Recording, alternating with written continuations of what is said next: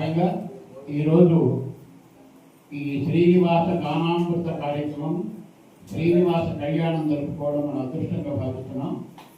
ఎందుకంటే అందరూ కూడా కొత్త సంవత్సరం శుభాకాంక్షలు చెప్తున్నారు. కానీ కొత్త సంవత్సరంలో మనలో వచ్చిన మార్పు ఏంటి? న్యూ ఇయర్ అన్నారు, కానీ న్యూ మెంటాలిటీ రావడం, న్యూ క్యారెక్టర్ రావడం. ఇంతటి కార్యక్రమం జరుగుతుంటే భక్తి భావంతో మనందరినీ శ్రీనివాసుడు ఇందులో భాగస్వాములు చేశాడనేటటువంటి అంకిత భావము, అంకితమైనటువంటి మనస్సు రావాలి. ఇవాళ పూర్వకాలంలో మనుష్యానాం శతాయుష్యం అనేవాడు. పూర్వకాలంలో 100 ఏళ్ళు జీవించేవాడు.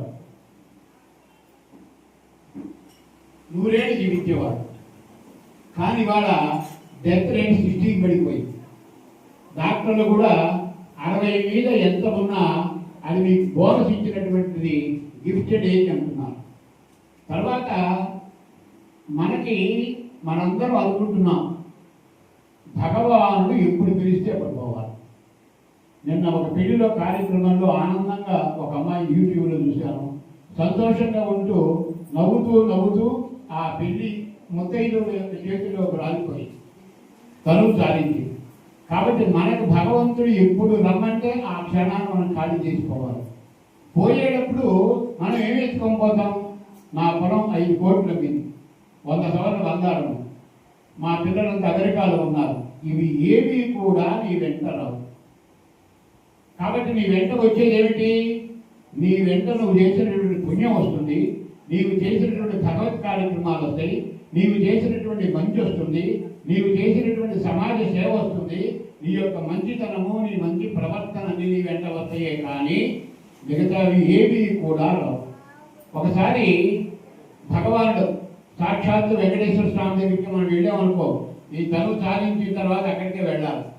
వెళ్ళిన తర్వాత మనందరికీ కూడా ఆయన ఒక భక్తుడిని పంపించి, మీ అందరికీ ప్యాడ్లు, పెన్ను, పేపర్ ఇస్తున్నాను, ఆయన మీ జీవితంలో ఏం మంచి చేశారో ఒకసారి రాసుకొని రమ్మన్నాడు అనుకోండి.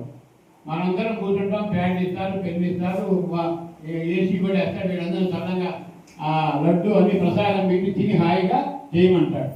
మనం రాసుకొని రావాలంటే ఏం చేయాలా? బాగా చదివిన విద్యార్థి అయితే 100కి 100 మార్కులు రాస్తాడు. మనం ఏం రాస్తాం? నేనేం చేయలేదంటే 3 పూటలు అన్నం తిన్నాను, పొద్దుపూట టిఫిన్ తిన్నాను, అక్కడి నుంచి చేశాను, ఇక్కడి నుంచి. ఇది కాదురా నాయన, ఈ జన్మనిచ్చినటువంటి నా కోసం నువ్వేం చేసావు? నా కోసం ఏమైనా నామం చేసావా? నా కోసం ఇటువంటి కళ్యాణాలు జరిపించావా? లేక నా పేరుతో 10 మందికి బేదలకు అన్నదానం చేశావా అని అడుగుతాడు. ఇవి ఏమి నేను చేయలేదు స్వామి అంటే, ఏ మంచి చేసినట్టు వాడి దగ్గర నుంచి చెడు చేసేదాని వరకు వాళ్ళకి ఒక్కొక్కరికి ఈ జన్మిస్తానంటాడు మార్పులను బట్టి. కాబట్టి మనం ఏం చేయలేదు కాబట్టి 0 వచ్చింది అనుకోండి, మనకి 0కి ఎటువంటి జన్మ వస్తుంది? నేను తెల్లవారుజామున ఈరోజు నూతన సంవత్సరం రోజు కూడా 4 నుంచి 5 దాకా జపం చేసుకుంటాను. ఇవాళ ఏం రావాలి అని శ్రీరామ రామ రామేతి రమే రామే మనోరమే ఆ శ్లోకం ఆ గంట సేపు ఉంటున్నాను ప్రతిరోజు కూడా. ఎందుకంటే రామనామం కారణం. రామ అంటే రా అనే దాని సంస్కృతం నుంచి గణితంలో మారితే 2, మా అంటే 5. చూడండి, యా రా లావా రా 2, పాప పాప మా 3. కాబట్టి రామ అంటే 2 × 10. రామ రామ రామ అంటే 10 × 10 100, 10 × 10 1000. అది నేను చెప్పిన మాట కాదు, అమ్మవారు అడిగింది. అయ్యా, ఏనోపాయేన రఘునా విష్ణోర్నామ సహస్రకం పండితై నిత్యం శ్రోతు ఇచ్చామి అహం ప్రభు. ఈశ్వర, నేను కోరుకుంటున్నా, సులభంగా మానవుడు ధరించాలంటే ఏమిటి మార్గం అని. ఆయన శ్రీరామ రామ రామేతి రమే రామే మనోరమే సహస్రనామ తత్తుల్యం రామనామ వరాణే.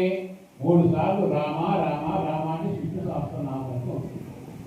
ఇంకా ఓం నమో నారాయణాయ అష్టాక్షరి మంత్రం, దాంట్లో రా అది బీజం అన్నమాట, జీవాక్షరం అన్నమాట.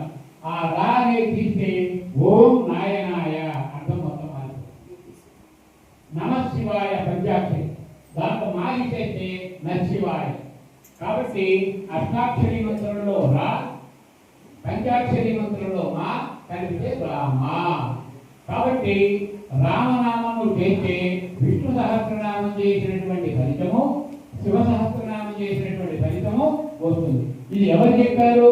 సాక్షాత్తు పరమేశ్వరుడే చెప్పారు. కాబట్టి ఇక వీళ్ళు సమర్పించుద్దామని 10 రామభక్తులను తీసుకొని రామ రామ రామ రామ అంటూ పోయినాడు. అక్కడికి వెళ్ళాడు ముందు రోజు సాయంకాలం.